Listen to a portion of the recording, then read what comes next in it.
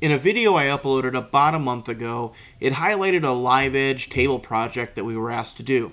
Now, normally the project would be underway by now, but unfortunately the slab was not going to work for what the customer wanted. So we ended up heading back to the mill with the customer to pick out a new slab. That slab is now back in the shop and ready for the project to begin. In this video, I'll be walking through what you need to look for if you're going to pick out a slab and work on a project such as this. This advice will save you lots of time, money, and certainly headaches. I've been there, I know. Please make sure to subscribe, hit that notification bell, so that way you're notified when the remaining parts of this series are uploaded. Thanks for watching. So, if you're going to do a project with a slab, there's a few things that you need to think about when you're going out to your lumber mill to pick out the slab. Well, one, obviously you want to make sure size-wise, length and width is what you need for your space. Always buy something that's a little bit bigger than what you need, just so you can cut off any bad parts. The other thing that you want to look at is the thickness. Now this is pretty obnoxious, and it's just a little over 3 inches thick. You're not going to probably find a lot of slabs, at least in the continental United States, that are this thick. Normally, sawmill is not going to cut them that thick. Normally, I would think that they're going to cut them 2, 2.5, but sometimes you might get a 3-inch slab. This was imported from Costa Rica. Local sawmill near my home imports a lot of Perota, monkey pod, and there might be some other species that they do as well. The other thing that you're going to want to think about when you're picking out your slab is how flat is it. Now, getting a slab that's 3+ inches thick gives you a lot of flexibility in finding a slab that might have a little bit of warpage to it. Knowing that when I get it on the CNC and flatten out, I'm going to have to take maybe a considerable amount of material off the top and the bottom to get it completely flat. This slab here had a little bit of a bow. It's high on the far corner and this corner here. So I have shims on this side and this corner and that far corner, so that way it doesn't rock. And I bridge the space a little bit, so I don't want to put all the shims on this side to lower that one all the way to the bed of the table. I want to put half here and half there, so that way I'm taking an even amount from the 2 highest points of the slab. So I'll take you around and I'll kind of show you.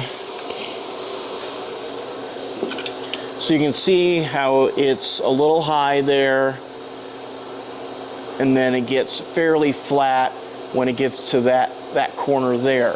And on the opposite side,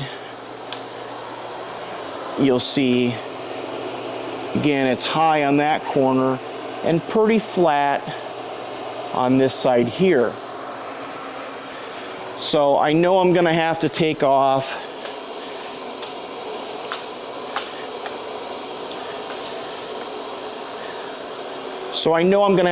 a lot of material, or a bit of material off of this corner and that end on the other side.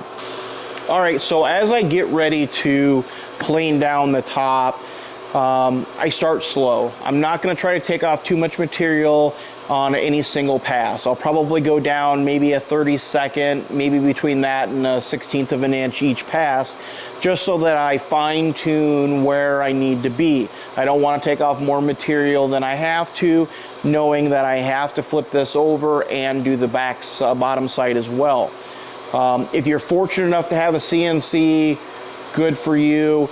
They're very expensive machines to have in a shop.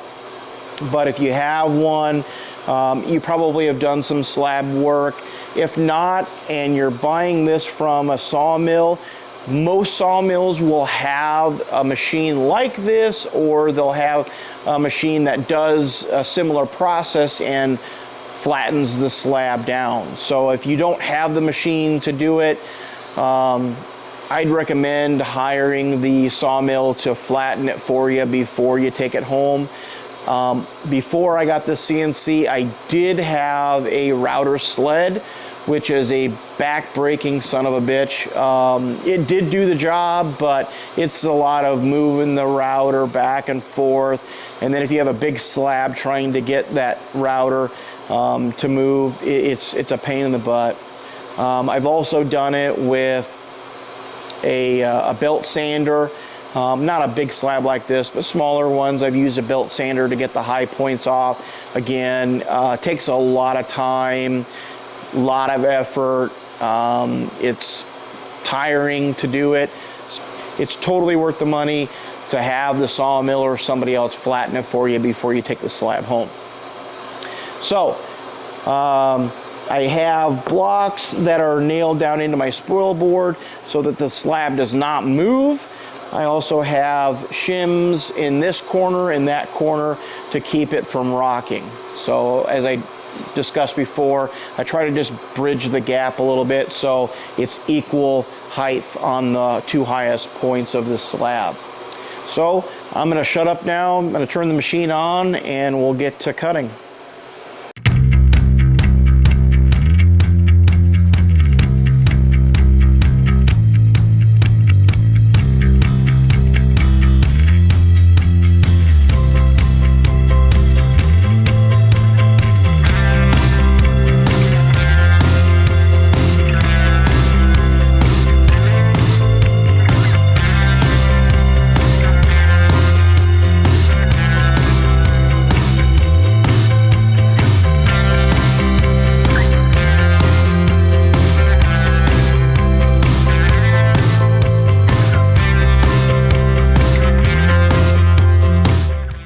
After two passes on the CNC, you can see the front half here is taking down some material.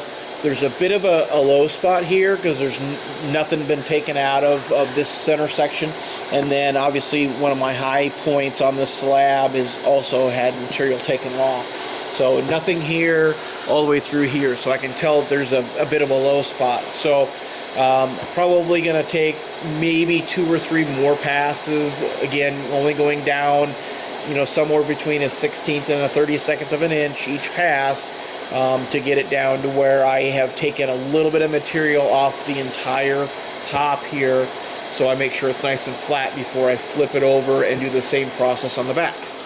So let's get back to it.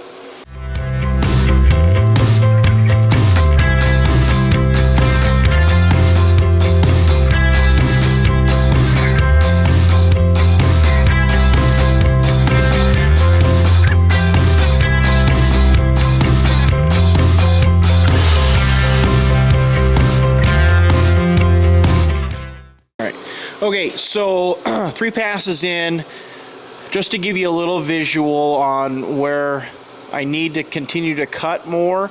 And you can see the yellow on there.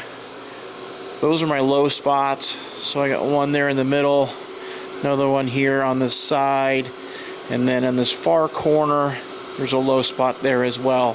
So I'm hoping maybe 1, maybe 2 more passes. If you're still watching, thank you very much for hanging in there. We made a total of 5 passes on the top, and we took off about 1/4 of an inch in total. I did not film the planing of the back side as it was much of the same process, and I think you get the point. Make sure to hit that subscribe button and ring that bell so you're notified of future videos on this topic. Thank you very much for watching.